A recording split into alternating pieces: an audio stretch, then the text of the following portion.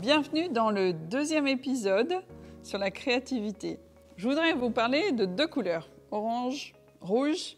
Ces deux couleurs qui m'ont aidé pour reprendre un peu de créativité. Après 12 ans où je n'avais pas du tout pratiqué, j'ai découvert que vraiment la créativité naît de la contrainte. J'avais très peu de possibilités. Donc, il est bon de savoir que la créativité naît de quelques contraintes, mais qu'il aussi meurt par trop de liberté. Donc vous pouvez vous noyer dans des tas de possibilités, alors en avoir très peu, c'est pas une mauvaise chose. Et c'est avec ça que j'ai pu démarrer, parce que je me suis dit, j'ai que ça. Alors, avec des bouts de carton, des bouts de papier, j'ai essayé de chercher toutes les combinaisons que je pouvais faire avec ces couleurs. Et c'est comme ça que c'est réamorcé la créativité en ce qui me concerne. Donc voilà. On attend d'avoir tout.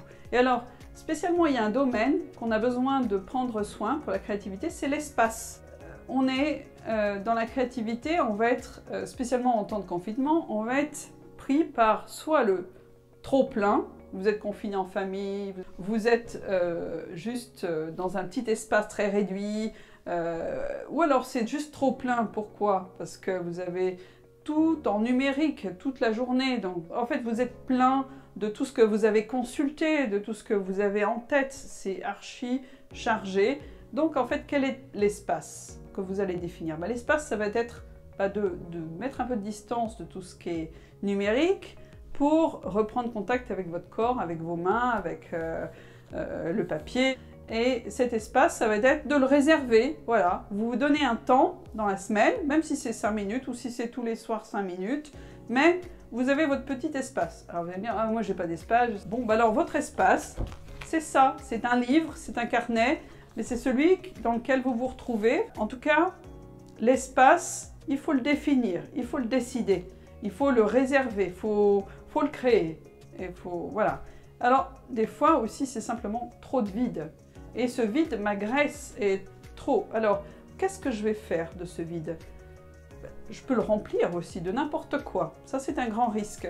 Ou alors, je le prends de nouveau comme une opportunité. Dans l'espace aussi, c'est apprendre à demander aux autres qu'on nous le laisse. C'est-à-dire, vous devez être aussi gardien de votre espace.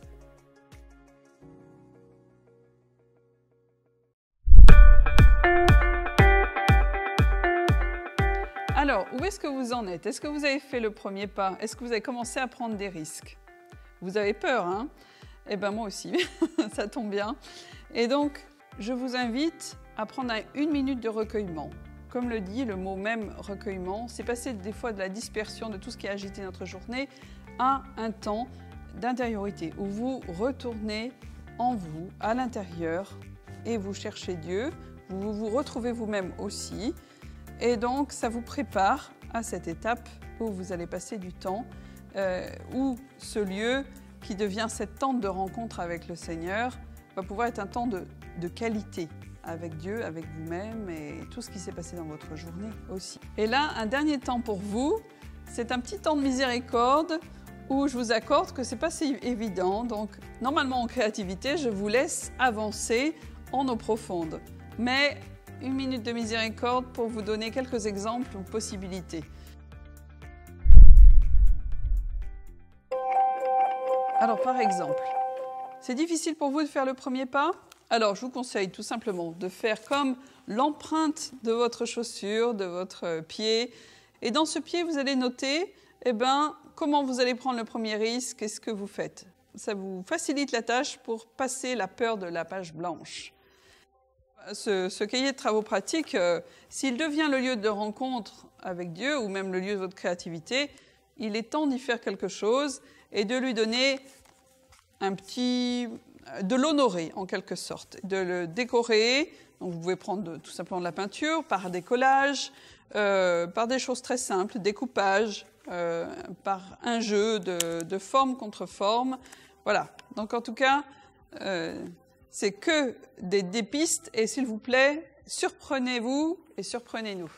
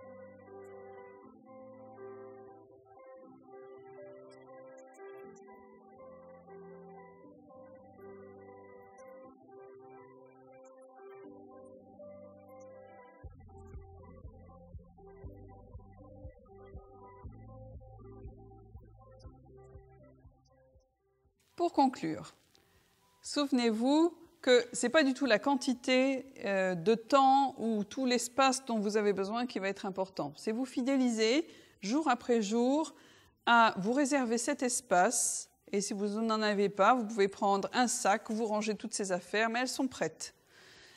Et d'avoir un temps déterminé, pas trop long, 5 à 10 minutes par jour, et de prendre cette minute de recueillement qui va vous aider toujours à passer, à réserver comme ce sas de transition.